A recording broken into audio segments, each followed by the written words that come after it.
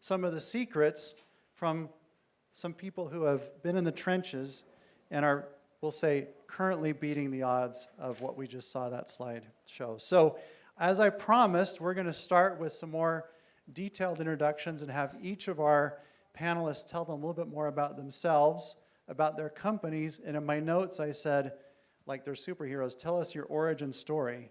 So just because you happen to sit this way, I'm going to start with Jake. Is that okay, Jake? And then we'll just go this way and hear a little bit about how they got where they are and about their company and their company's growth. So thanks, Jake. Well, I'm happy to be here. How many are you all from Utah? Just out of curiosity. Okay, so you know that the secret is right here in the great state of Utah. Wow, my journey did not start in healthcare at all. I was kind of the furthest thing from healthcare.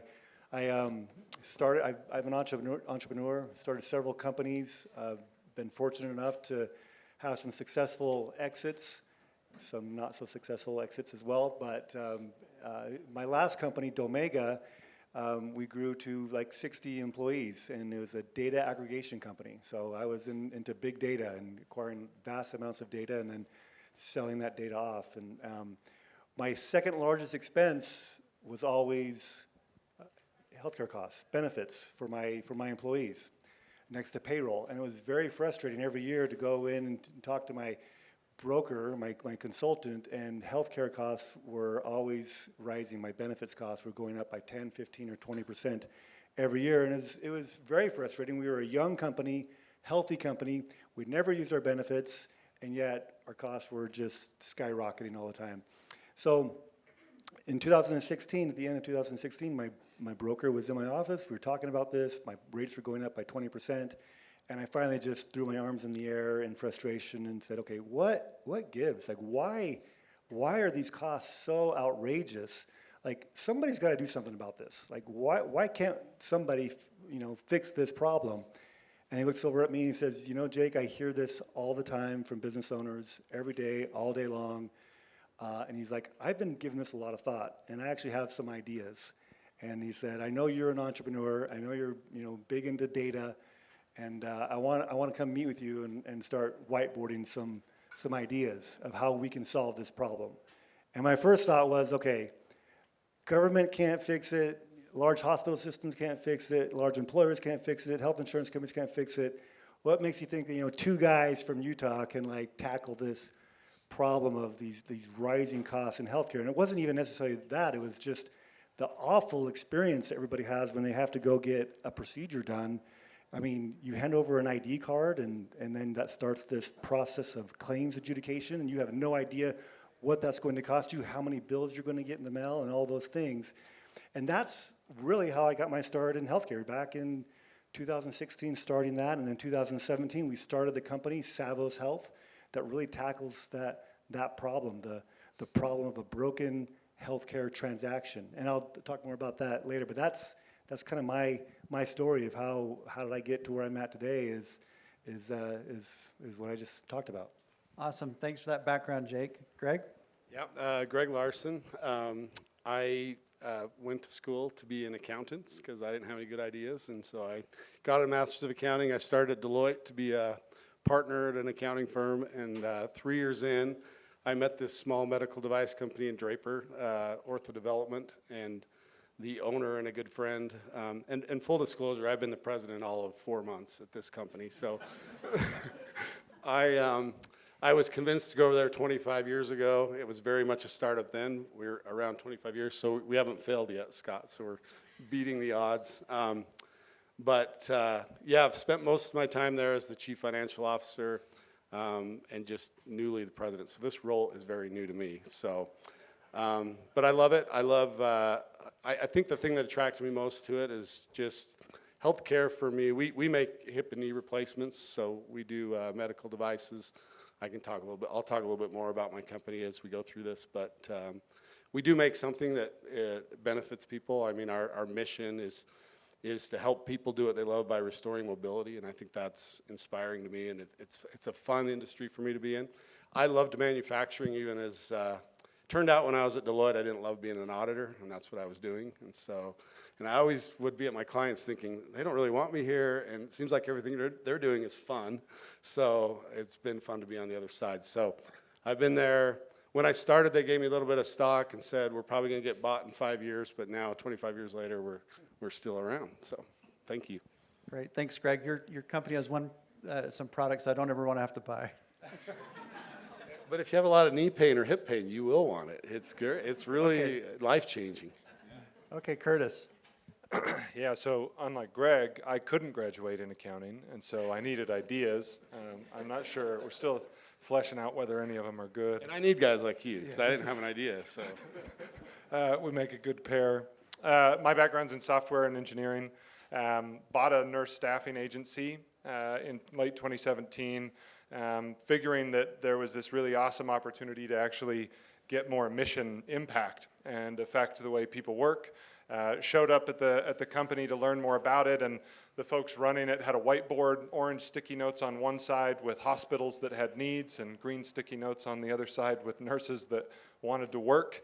And I had done enough in Excel to know there's a way to do this better. I think I can make my mom proud at this. Bought the company, put operators in place, and then learned really quickly that the agency actually isn't a part of the solution. There's this adult telephone game between the manager who has the need and the nurse who can fill that need, and about 7 parties on average live between the two of them. And I'm a child of the 80s, a millennial. I love the internet as a verb, and I thought we can do this better. We got to get rid of the middle layers, and immediately started to build that. Bootstrapped the first year and a half, and then listed the app publicly on the App Store right at the front end of 2020. And I tell the team today, if you want to ride a wave, you have to watch the weather. And that was a wave that I had no weather report for. It was just such a providential intersection with COVID. We had a ton of volume, learned, cut our teeth really quickly through that period, and are still scaling today. We're not nearly as far through the statistics as Greg is, but making headway, about 6 years on now. Awesome, thanks, Curtis. Rachel? So I am Rachel Garlick. I'm a co-founder at Eris Biotech and have a little bit of a different path. We're a therapeutics company, so I'm a true bench scientist by training. Did my undergrad at BYU and went to Dartmouth for a PhD. I have always loved new ideas, startups. I think it's partly how my ADHD brain works. So like a new idea, I get obsessed with it and I just go for it. I'm not afraid, even though it's terrifying.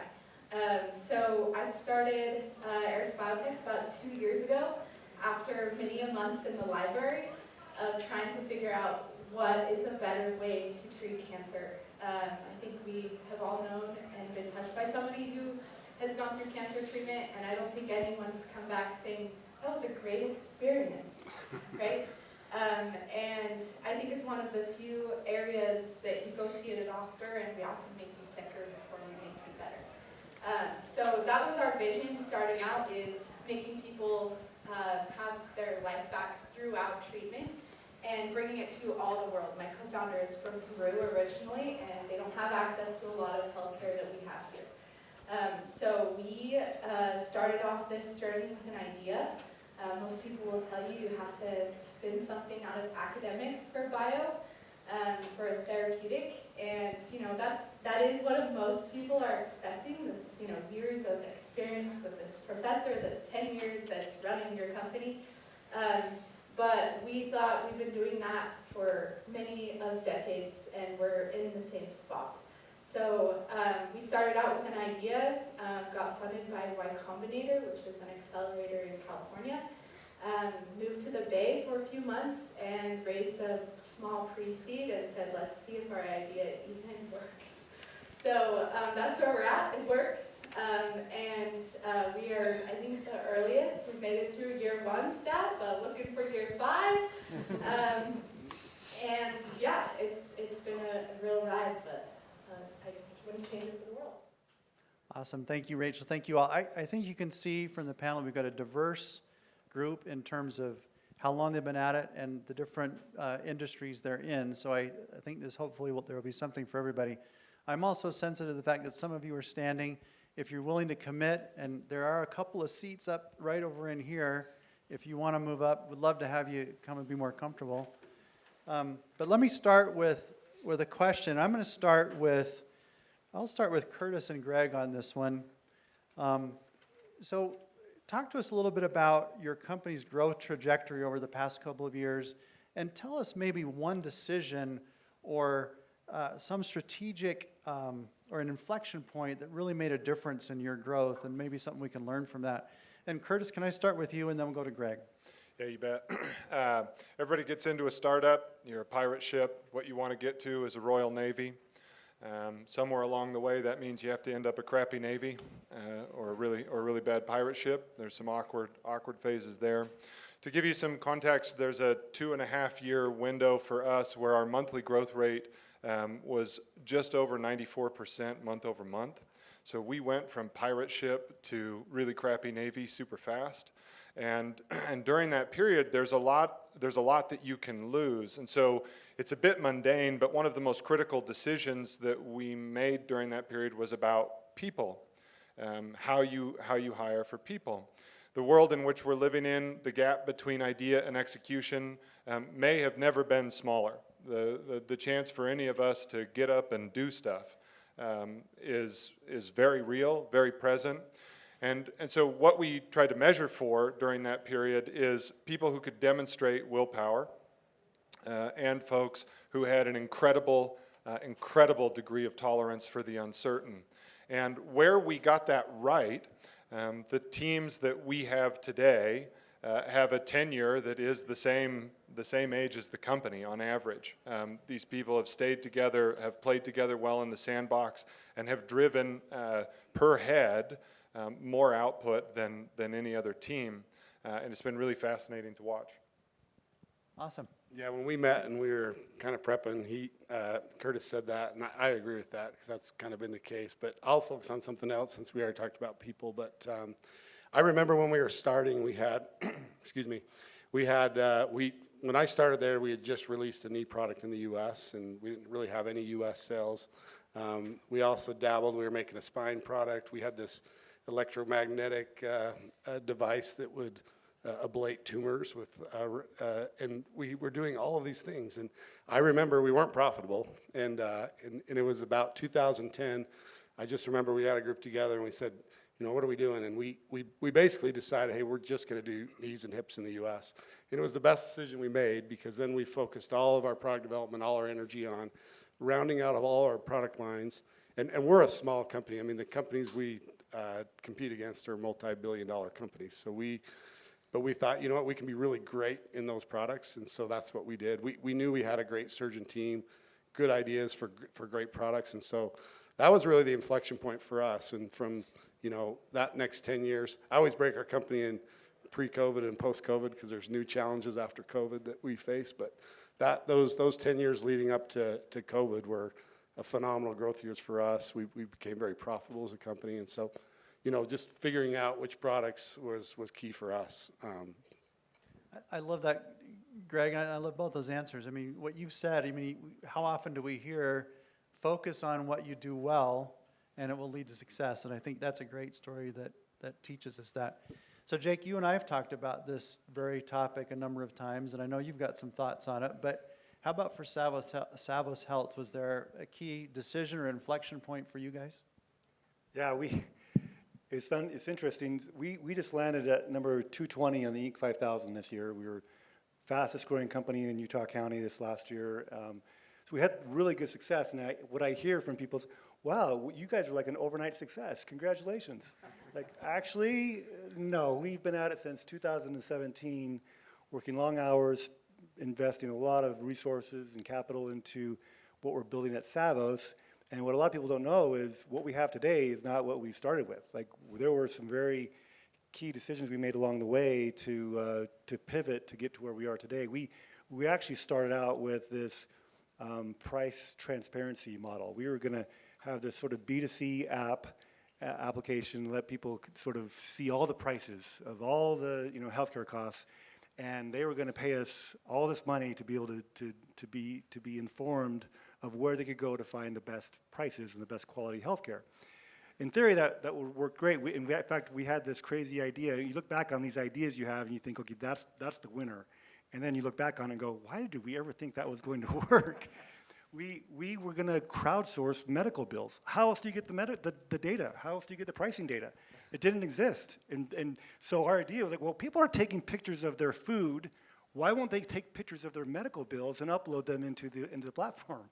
That was our original big aha idea. And so we actually did that. And crazy as it sounds, we actually had over 10,000 medical bills that were submitted that way.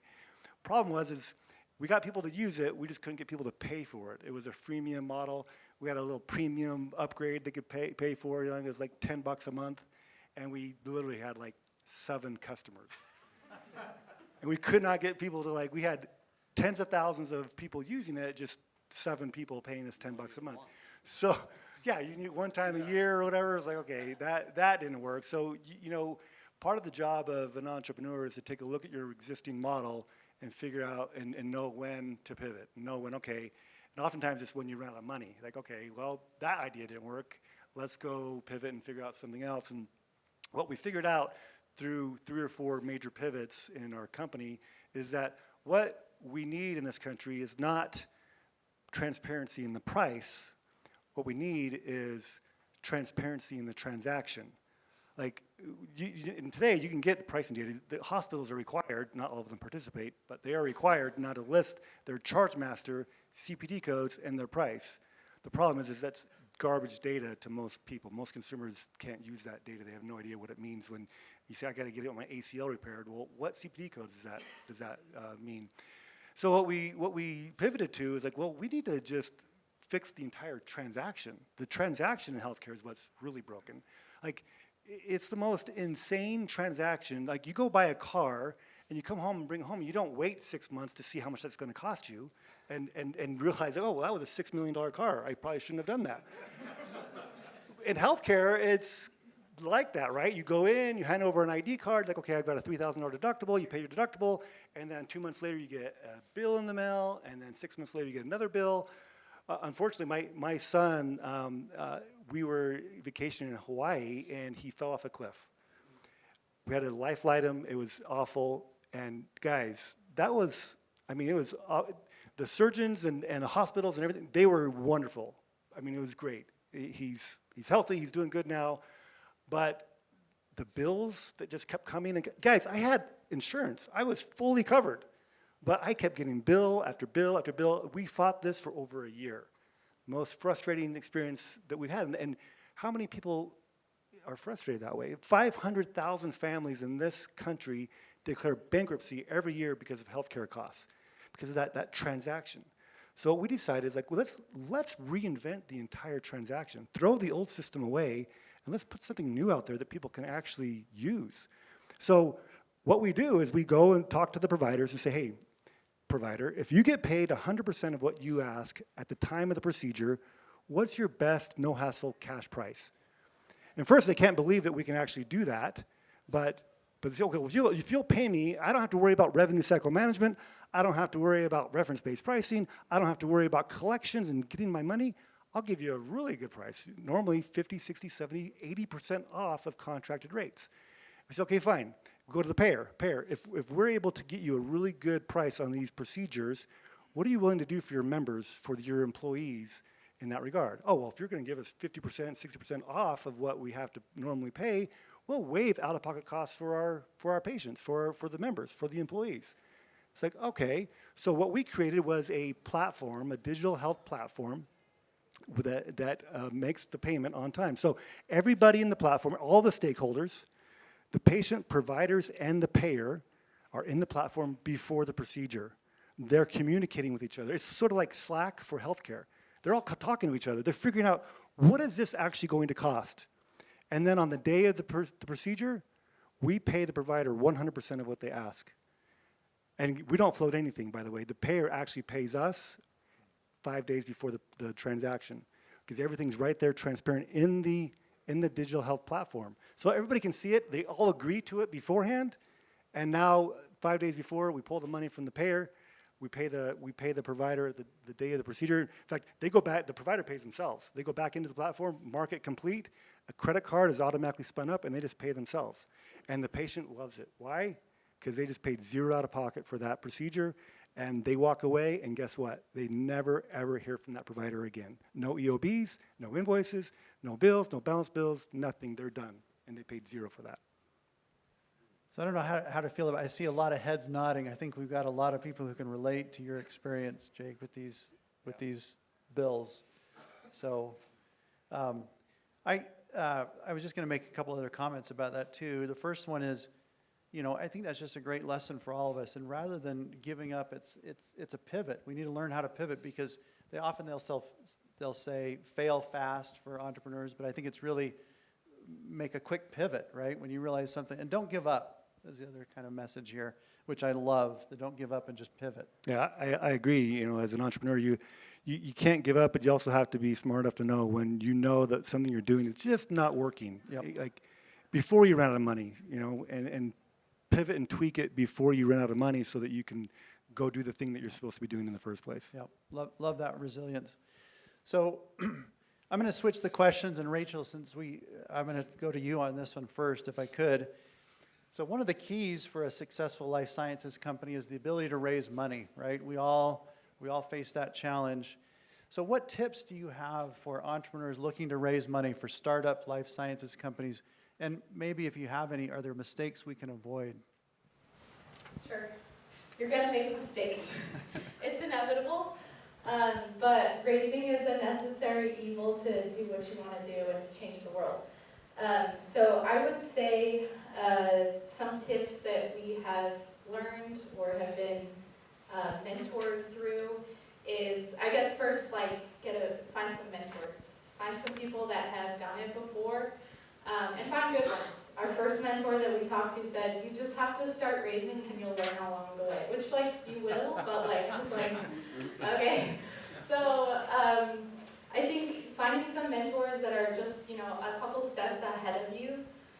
Most founders love founders, and they want to help founders. And I think sometimes, I was a student for a really long time, so you think, oh, I don't have that student card anymore to be able to just be like, I'm a student, can you help me? But founders are the same way. Oh, you're a founder, I get you, come on in, let's help. So I think finding some mentors and getting some feedback early on your pitch. Something for a therapeutics company is, again, most of us have trained for decades to not overstate your data, not overstate conclusions, not, to get into the science because it's so cool and important. And most investors are not going to invest millions of dollars into your company an idea that you said, this may work for patients, right? So I think just getting some coaching on switching some wording, how to present, and also understanding that you must have a strong business plan, even if you're a therapeutics company, because people need to know that you have a plan. Even if they know the plan is not great or it's going to change and you can't help that, knowing that you're thinking of the long term of how you're going to get there and what is an actual possible road. I love the analogy of the pirate ship, because we got a ship and we know how to get north, but there's going to be islands and rocks and things along the way, right? And nobody really cares about that as long as you know how to go north. And then I would say the last thing is, if you don't believe in your idea, everyone's going to see right through it. And so it's really hard to jump into a company as a founder that maybe your buddy's idea, your coworker's idea, and you're like, oh, yeah, we could probably sell this fast and make a quick dime. If you're not invested in your own vision, it will show. And on those times that you have to pivot or you're running out of money, you're going to walk away. So I think it's really important to really believe in your vision, even if to get you through those times that you may not always believe in yourself. Awesome, I love that. And you know, what great advice. Almost in any field, so often we're sometimes hesitant to ask questions and get mentors to help us on the way, but I love that you're willing to do that and get the help. I want to also ask the same question, maybe Curtis and Jake. And Curtis, do you want to jump in on that? Yeah, happy to. I think so much of what Rachel said is really sound advice. When you bring you're in a moment where you're staring down bankruptcy or an end of a chapter of a company, there's this potential to maybe slide in your commitment to some other previously thought out values. And raising money is certainly a time, it's not a time to be picky. I think that's correct, but you need to be particular because you're bringing a partner to the table, and nobody will love your vision like you love your vision. I mean, maybe your mom, but that's, she's sort of just in it for the ride, right? And so as you're bringing partners in, you have to be really methodical and I think intentional about how you choose who you want that to be. And as we raised, there were really three principal ideas that I wanted to make sure we targeted. I needed to have somebody who was familiar with the space, who had experience in our space. You're going to land as a healthcare company in a portfolio of other companies. That's a bit of a horse race, and you've got to find the right place where you fit. Knowing that is easier. It's easier to then work in the inverse and find someone who knows something about what you're doing. And the more familiar they are with it, the more context they have, the richer the relationship can be. The second thing for me was healthcare is inherently, maybe slow's not the right word to say, but it just takes time. And so I wanted to have partners that could materially show us that they had been in deals, as many deals as they had been in longer than 10 years. We needed patient capital in order to really capitalize on the idea. And then the third principle was I wanted to do something with them that was outside of work. Like I wanted to be able to have a relationship with the people that we built this thing with that was really important to me, and I wanted it and me to be important to them. I love that. I mean, you know, so often I'll see entrepreneurs that will just look at the term sheet and say, what's the best dollar for my stock, right? What's the best value? But it's so much more than that. It's you're getting a partner, and I love the way you express that. Jake, do you have some thoughts on this topic as well? Yeah, I would just say raising money is not for the faint of heart. Like, it's super, super hard, and it's a full-time job. So while you're raising money, you're spending your time, talking to VCs and angels, and who's running the business, like who's growing the business at that time, right? It's really, really hard. We've been fortunate in Utah. Utah has a wonderful angel community, angel investors. And so we've been really fortunate to be able to raise nearly $3 million in Utah from angels. We haven't raised anything from VCs. And angel investors are wonderful. Oftentimes they have connections that we can tap into those connections. So it's not just the capital, but you are partnering with them. We have one of our angel investors that he's texting me or calling me about once a week, and hey, I was reviewing one of your contracts, and there's a word here that you really need to change, and so sometimes they can be a thorn in your side a little bit, but they do keep you on your toes. Like, they have an investment now, and they want to make sure that their investment has a return.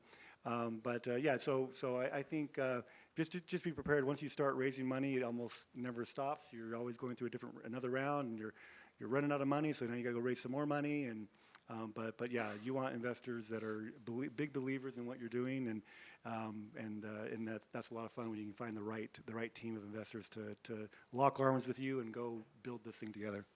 Awesome. So I didn't say this at the beginning, but if anybody does want to ask our panelists a question, I would be happy to take it. But, I didn't. Let's do it. Jack, I was curious how you went from 7 subscribers, I think you said, paid subscribers, to actual paid subscribers. How did that transition happen? Yeah, so we actually ditched that whole model. Like that was a B2C, and when we switched over to what we're doing now with our digital health fintech platform, it's B2B, and so it's a transaction fee. So we actually don't have we do have a subscription, a new product that we just launched, but the majority of our revenue today is transaction fees from the final cost of the procedure. Great, thank you for that question. Anybody else? Okay, I'm going to ask another question. If something comes up, please feel free to jump in. So we've all heard at this conference, and in fact, you heard me talk about what a great place Utah is for life sciences companies. What is it about Utah, if you agree with this, what is it about Utah that's been helpful? And what, if anything, is Utah still missing before you can take that next, let's say, evolutionary step to make us a true hotbed for life sciences companies? And Rachel, can I pick on you first for this one? Yeah, so Utah's the best, for sure. I think we all agree here. I can't tell you how many times our investors from the Bay Area have said, you must move to the Bay, you must move to the Bay. And then we show them kind of what we're doing, what we're about, how the funding situation is in biotech right now, and they say, okay, yeah, I think you should stay in Utah a little longer. So it's more affordable, but I think the great part about Utah is it's growing, right? It's not like people are like, oh, that's old news. Like, people are very excited. You don't have a lot of people that are overly bitter, feel like they've been burned with bio, like all those connotations that can come when you're in a hub. I think overall, Utah is really striving in a lot of areas. Are we doing weaknesses right now? Are we what? Are we doing weaknesses right now too? You can do it, yeah. Okay. One thing we were talking about is, like, I think for biotech specifically, it's really hard to run your own space in the beginning. It's very expensive. So I want to make a shout out to Altitude Labs. They have a great shared lab space. We're actually not layered right now, but we know that they're there and available and have been really great to work with and kind of share ideas of getting started, even though we were not directly in their space. So I think having an incubator hub that you can interact with other founders on the daily and also just cut back on a lot of costs is really important to allow bio to continue to grow. And then Spark Health Accelerator, we shout out to them. They're just barely starting. So I think they've done one inaugural cohort, but it's a true bio accelerator. One thing that we've also all been talking about is we wish that there was a really a true pre-seed and seed venture firm that really was invested in bio.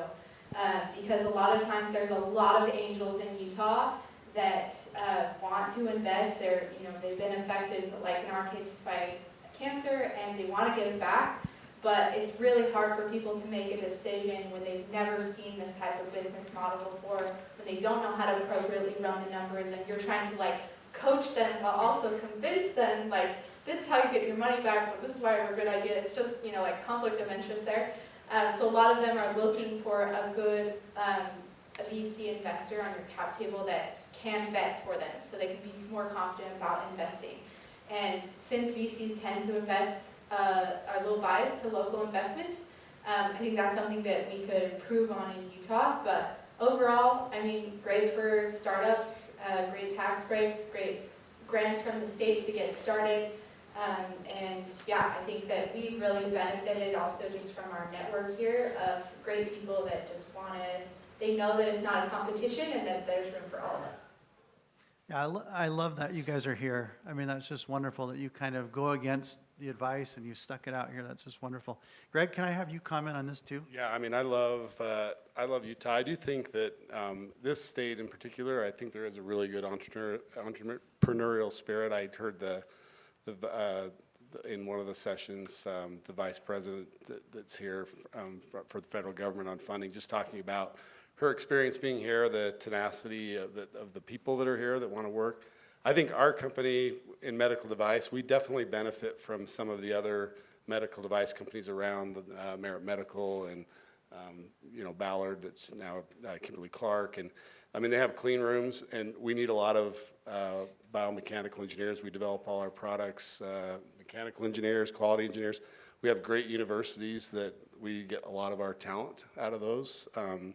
We do have to bring in some specialized from out, but I think paired with some of the people that are around here, it's worked out really good for us. So we're probably further along because there's a lot more medical device companies than there are what you're doing. But yeah, I find it to be great. Our competitors are in Memphis and Warsaw, Indiana. So I think surgeons enjoy coming out to Utah and seeing us more than going to those places, even though they're bigger. So we do an educational summit up in Park City. We call it UCUS. It's Utah Hip and Knee Symposium. And we bring our customers, but also just doctors, and come in. And it's not just show our products, but it's actually an educational seminar. And the surgeons love it. They love coming to Utah. We do it right as the ski season ends, because then we can do it at the St. Regis and afford it. But it's beautiful, and they love coming here, and it's a way to give back. So I think Utah is a great state, and I'm encouraged when I come to this conference and hear the interest in the state of Utah and wanting to grow, our industry even more. And with the universities we have, I mean, BYU is opening a medical school, which I think will be great. We already have with the University of Utah. We use their lab, their ski lab up there, for cadavers, which is phenomenal. So anyway, it's been great for our company to be here in Utah. Awesome. Thanks, Greg. What I'm going to do is I'm going to go to my last question, but if any of you have one more question before I go to it, I take it. Yes, please. Yeah, I guess this is for anyone, but I'm interested to hear what the biggest challenges were, either going to market or getting to market, selfishly from a marketing perspective. So, maybe it's do customers really see the value of what we do the way that we want to see it, or regulatory, what do you want to say you do versus what you claim? Sales channels, anything like that. Who wants it? Jake, you want to take I'll it? just jump in, and I know everybody has good answers for these questions. For us, it was inventing something completely new and outside the box. Like, who wants to jump into a completely new way to transact in healthcare? It was hard, but once you first start getting customers, and then you can have those proof cases to go back and say, here's a use case, and here's somebody that's actually using it and what they've been able to experience. It gets easier and easier and easier to where now today, we don't have a sales team. Like, people are calling us because they hear, word of mouth is starting to spread, how much money they're saving, how easy the transaction is, and the experience. So that's been my experience. Yeah, I mean, I would just quickly add that the better you can define what makes your company better and different, it'll help you so much. Because we compete with these ginormous multi-billion-dollar companies, so we embrace that. We're a small company, so we've embraced that as well. We can provide personalized solutions that maybe someone else can't, and that's either through instrumentation or working directly with surgeons. So I think the better you can define what makes you different than your competitors, and then you can demonstrate that to the customer, that'll get you a long way. Yeah, I'll echo some of that. Any good product is simply a representation of the team who built it and how much they cared about the user. In our case, we have 2 users, which is twice as fun and twice as painful, because you're constantly balancing for one side and the other. And I think the commitment Greg mentioned earlier to focusing on a core, on something that you're really good at, and making sure that that's defensible is a really, really great way to do this. Certainly, everybody has a plan until they get punched in the face, and so you start with a plan, but then it's about at-bats, getting as much feedback as you can, as close to the user as you can, and as few steps between you and the user. Okay, thanks. Well, I'm going to go to our last question. This is for all of you. I'll let you go in whatever order. But what advice do you have for the rising entrepreneurs in the audience? If you could go back, and if I were to say, what do you know now, or what have you learned through your experience? What do you know now that you wish you knew when you started? What's that one piece of advice? Jake, maybe since you're sitting next to me, you drew the short straw. I'll let you go first. I'm so sorry about that. Well, I just love the challenge of entrepreneurship and just getting up every day and having a new challenge that, you got to go solve problems and nobody's going to solve them for you. And we want to create solutions that are going to just make society better, make the culture better. So I boil it down to one easy to remember acronym, and it's iPod. So for me, like I would just say, like, be innovative. Like, think outside the box. Let's not keep doing the same thing we've always done, because that's just the definition of insanity, right? And you get the same results over and over again. So think outside the box. Passion. You probably could tell I'm very passionate about what we're doing right now, because I've had experience in this, and I've seen it firsthand from as a parent who's had a son go through a medical issue, and I've seen it firsthand as an owner of a company, that our expenses were just out of control with healthcare costs.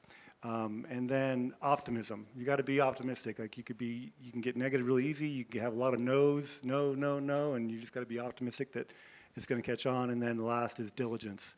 Like, you know what? There might be somebody smarter in the room, but nobody's going to outwork me, right? So you got to be really hardworking and just diligent and tenacious and just go after it and make it happen. It's all up to you.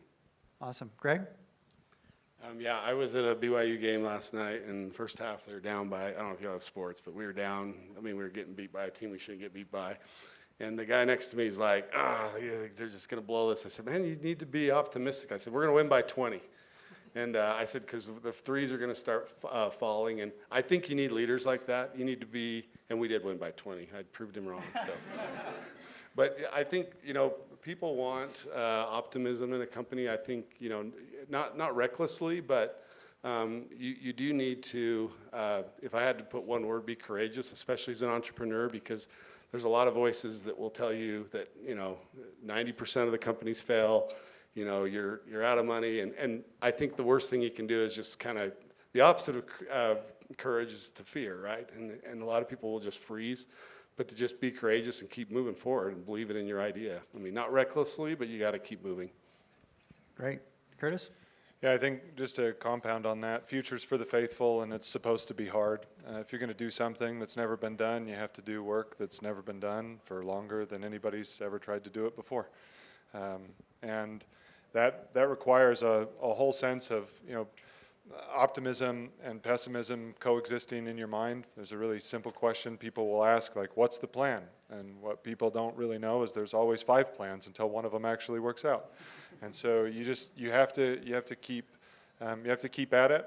And generally, where we're headed in the state, what you're learning from your idea, it does get better over time. Things generally aren't as bad or as good as you think they are in a given moment. I'll just add same things, honestly, but don't make decisions off fear. That was something an investor told us first couple months of our company, is don't make a decision just because you're scared that if you don't do that, then something else might happen. Like, do what's best for your company. And just going off the stats and the naysayers, I mean, as a female entrepreneur in a full female team, the stats are even worse. The capital is even worse. It's worse and worse and worse. So if you spend your time consuming that type of literature, you'll believe it. So I guess my last piece of advice is, like, we know the stats are there, and don't spend a minute consuming it, because it doesn't matter. Because, like, so what? So what if you fail? What's the worst thing that can happen? Like, nothing. Like, you gave your effort into something that you really thought would impact people's lives and really solve a problem that probably really bothers you. So you might as well try. Thank you so much to all of you. It was wonderful. Thanks, Jake, Greg, Curtis, Rachel. Really appreciate it. Thank you.